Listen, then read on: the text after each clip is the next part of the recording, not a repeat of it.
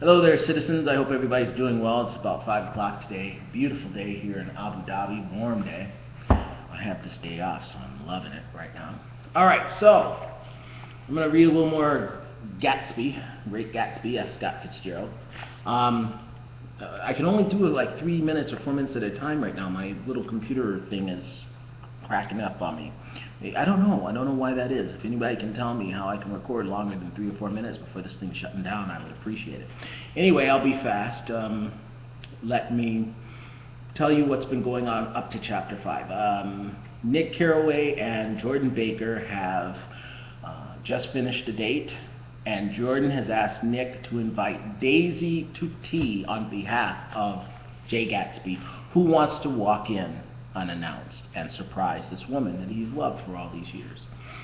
That's how it goes. So he's just getting back from this date with Jordan at about 2 o'clock in the morning. So here we go. Great Gatsby, F. Scott Fitzgerald, Chapter 5. When I came home to East Egg that night, I was afraid for a moment that my house was on fire.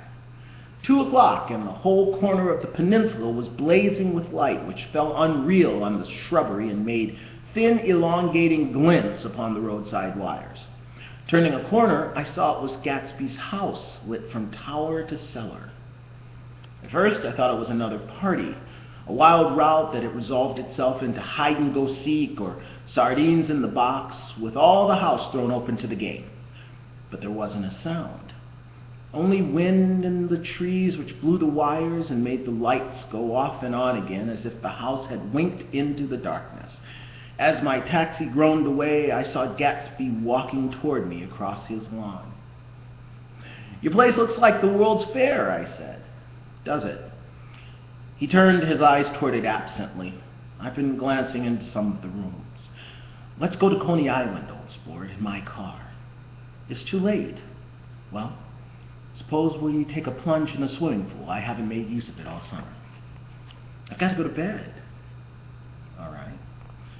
He waited, looking at me with suppressed eagerness. "I talked with Miss Baker," I said after a moment. "I'm going to call up Daisy tomorrow and invite her over here to tea."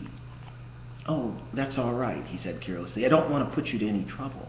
"What day would suit you?" "What day would suit you?" he corrected me quickly. "I don't want to put you to any trouble, you see." "How about day after tomorrow?" He considered for a moment, then, with reluctance, "I want to get the grass cut," he said. We both looked at the grass. There was a sharp line where my ragged lawn ended and the darker, well-kept expanse of his began. I suspected he meant my grass. "There's another little thing," he said uncertainly and hesitated. "Would you rather put it off a few days?" I asked. "Oh, it isn't about that. At least," he fumbled with a series of beginnings. Why, look here, old sport, you don't make much money, do you?" "Not very much." This seemed to reassure him, and he continued more confidently. "I thought you didn't, if you'll pardon my... You see, I carry on a little business on the side, a sort of sideline, you understand. And I thought that if you don't make very much, you're trying to sell bonds, aren't you, old sport?" "Trying to. Well, this would interest you. It wouldn't take up much of your time, and you might pick up a nice bit of money. It happens to be a rather confidential sort of thing." I realize now that under different circumstances, that conversation might have been one of the... Let me start that sentence again. I realize now that under different circumstances, that conversation might have been one of the crises of my life.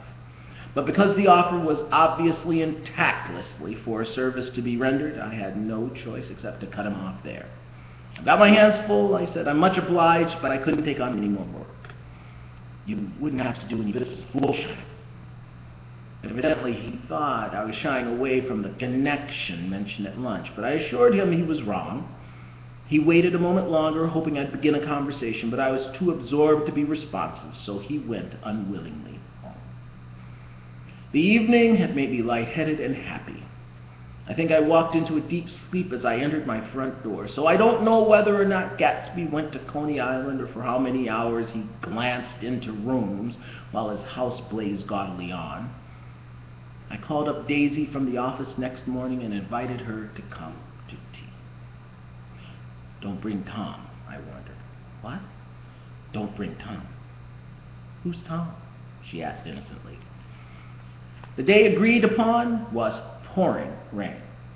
At 11 o'clock, a man in a raincoat dragging a lawnmower tapped at my front door and said that Mr. Gatsby had sent him over to cut my grass. This reminded me that I had forgotten to tell my Finn to come back, so I drove into West Egg Village to search for her among the soggy, whitewashed alleys and to buy some cups and lemons and flowers. I need to stop there because I know it's going to cut off any second, so to be continued.